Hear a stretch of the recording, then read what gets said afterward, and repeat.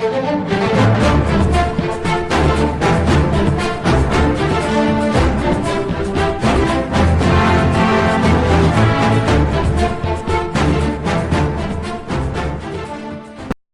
bonjour tout le monde, c'est Yorisou et on se retrouve aujourd'hui pour une nouvelle vidéo, une théorie, sur donc Shanks, sur sa véritable puissance, qui reste un mystère pour nous jusque-là. Alors, tout d'abord, pour moi, Shanks n'aurait pas de fruit du démon. Pour moi, ça paraît insensé de dire qu'il a un fruit du démon. Enfin non, peut-être pas insensé, mais enfin pour moi ça paraît pas logique. Ben tout d'abord, pourquoi? Déjà, on se souvient tous quand il a sauvé Luffy du monstre marin, ça se passait en plein milieu de la mer, il aurait jamais pu le sauver s'il possédait un fruit du démon à ce moment-là. Donc là, on est sûr et certain, il n'en avait pas. Après, on peut supposer qu'il en a mangé un par la suite, mais moi je pense pas. Je me dis, Shanks, il est redouté, au moment où il a sauvé Luffy, il était d'ores et déjà redouté. Je vois pas l'intérêt pour quelqu'un qui est surpuissant, entre guillemets, de manger un fruit du démon et du coup ben d'avoir une faiblesse, une grosse faiblesse parce que on peut pas nier que le fait de tomber à l'eau c'est la merde quoi, qu'on perd tout son pouvoir etc. S'il y a personne pour venir nous aider ben on en meurt.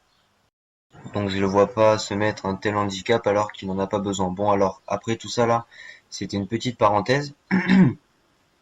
Donc ensuite on va parler directement du fait que ben depuis le début, on connaît Shanks, et depuis le début, il y a un peu un grand mystère qui pèse sur Shanks lui-même, sur sa force, etc., sur comment il en est arrivé là. Enfin, il y a énormément de questions qui sont sur lui. Et donc, si Oda nous laisse un si grand mystère sur lui depuis le tout début du manga, je le vois pas nous sortir un personnage comme il nous en sorti plein, un pirate banal ou bon peut-être pas, mais comme un Yonko quoi. Enfin non, parce que les Yonko certes c'est la folie, mais Shanks on attend bien plus de Shanks que même que des Yonko actuels. Enfin pour moi ça paraît logique qu'il nous fasse apparaître différemment, sinon ce serait assez décevant je trouve. Et puis même il nous a toujours fait ressentir qu'il était un petit peu différent des autres. Par exemple quand on le voit au tout début se faire renverser du saké venant du rhum sur la tronche, etc. Le mec il se moque de lui alors que c'est une pauvre merde quoi. C'est une pauvre merde. Moi d'ailleurs ça me fait rire quand on le voit, le mec il dit ouais moi je vaux 8 millions de berries et tout, nani nana, il fait le malin. Et qu'on voit Shanks rigoler, mais quand on regarde ça après et qu'on sait que c'est un Yonko, mais nous aussi on en rigole parce qu'on se dit le mec s'il savait mais il serait à genoux et il lui ferait des bisous quoi.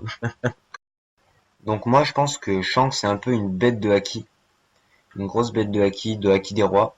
Il le maîtrise à un niveau monstrueux. Et comment dire, pour moi ce serait celui qui aurait la meilleure maîtrise du haki des rois, en tout cas chez ceux qui sont en vie actuellement.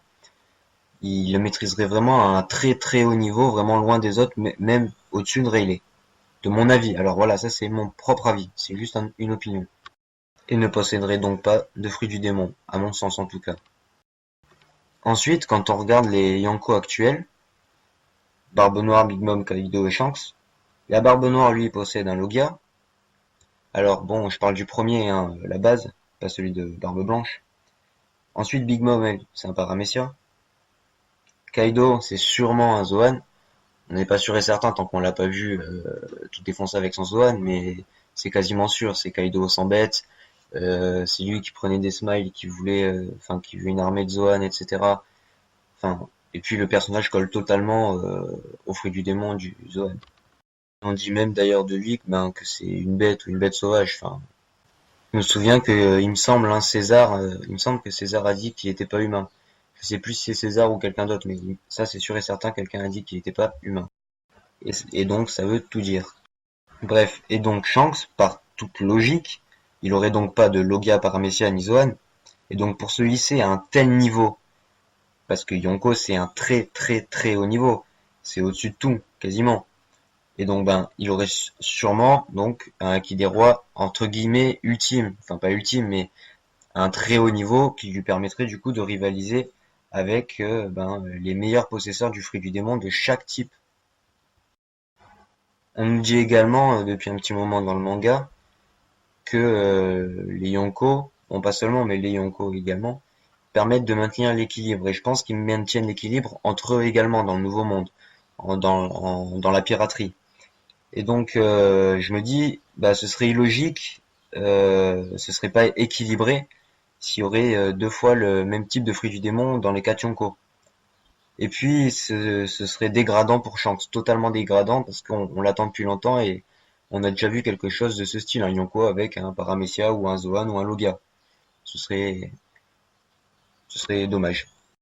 Ensuite, j'avais deux petites théories sur le potentiel pouvoir qui lui permettrait de se hisser au sommet, entre guillemets.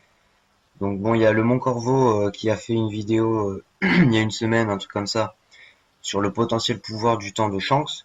Donc ça, c'était un peu une de mes théories également. Bon, j'aurais fait bien moins élaboré, etc. Ça, c'est sûr et certain.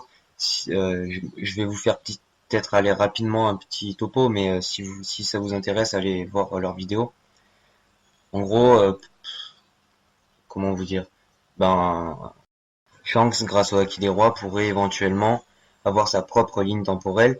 Alors ce que je veux dire par là, c'est qu'il pourrait agir, donc quand je dis agir, c'est accélérer ou ralentir le temps, mais ça agirait uniquement sur lui, ou peut-être, certaines choses me font penser que peut-être il pourrait également l'utiliser sur certaines personnes, des personnes de confiance, des trucs comme ça, des amis à lui, comme son équipage. On a pu le voir tout simplement déjà dès le début du manga, lorsque Shanks a sauvé Luffy du bandit qui vaut pas un sou, on a pu voir que ils étaient pas là, tout simplement pas là, et qui sont apparus, mais d'un coup, et tout le monde a été surpris. Minako, le maire, tout le monde, les bandits, même Luffy. Et donc, déjà à partir de là, il y a un petit soupçon qui se crée. Ensuite, quand il y a un des bandits qui braque son arme sur la tête de Shanks, en une fraction de seconde, et on voit le regard de Shanks qui change un peu. Alors bon, ça c'est vraiment une toute petite parenthèse, parce que j'ai aucun élément pour me baser là-dessus. C'est juste un petit ressenti que j'ai eu en voyant ce regard. Je me suis dit, là il fait quelque chose. Et d'un coup, on voit bien que son pote il était au fond à droite. D'un coup, il se retrouve à avoir son arme braquée sur le bandit et à lui tirer une balle en pleine tête. Des éléments un peu similaires se repassent par exemple à Marineford avec Ben Beckman par exemple. Enfin bref, je vais pas m'éterniser plus longtemps là-dessus. Ensuite, j'avais une autre petite théorie, mais là j'ai vraiment aucun élément sur laquelle me baser. C'est vraiment sur un peu de la réflexion, un peu de logique. Donc je vous force pas du tout à croire là ce que je vais vous raconter, mais un potentiel autre pouvoir du Haki des Rois poussé à son extrême, ce serait donc en gros, il pourrait soumettre le fruit du démon de son adversaire. Alors quand je dis soumettre, c'est pas le contrôler à sa guise, etc. Pas du tout. C'est comment dire, euh, quand quelqu'un avec un fruit du démon s'attaque à lui, son fruit du démon n'a aucun effet sur lui en fait. Alors peut-être que c'est directement au contact, ou peut-être que c'est un peu comme entre guillemets une aura mais qu'on ne voit pas hein, autour de lui. Quand on approche une certaine zone autour de lui, son pouvoir du démon ne marche plus. Et moi, ce qui me fait penser à ça, je me dis déjà, c'est le seul pour le moment qu'on a vu utiliser quand on l'a vu utiliser son haki du démon, euh, son haki des rois, pardon. Il y a eu une action sur la matière, par exemple, quand il allait voir Barbe Blanche, on a vu le bois du navire se fissurer.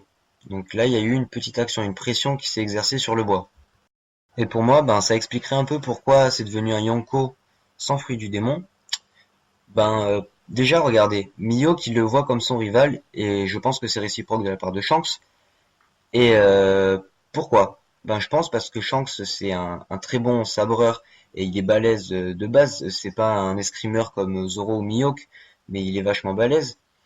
Et je pense il est un peu kiff kiff avec Mihawk. Et je pense que Mihawk le respecte totalement du coup pour ça. Et qu'est-ce qui fait que Shanks n'est pas du niveau de Mihawk en termes de social, on va dire. Regardez, Shanks c'est un Yonko, Mihawk c'est un Shichibukai. Il n'y a rien à voir. Il n'y a vraiment rien à voir. La différence, c'est que même si Mihawk c'est le meilleur sabreur du monde, il serait pas capable de battre, par exemple, Kaido, des trucs comme ça, parce qu'ils seraient trop puissants, leur fruit du démon et leur maîtrise du fruit du démon seraient trop puissants. Et là, Shanks aurait la différence du fait que il maîtriserait tellement bien le Haki des Rois que ça renverserait un peu la situation. C'est ce qui lui permettrait donc de se hisser au niveau de Yonko et de combattre parmi les meilleurs possesseurs de fruits du démon sans fruits du démon. Voilà, donc j'espère que cette vidéo vous aura plu, c'était la fin.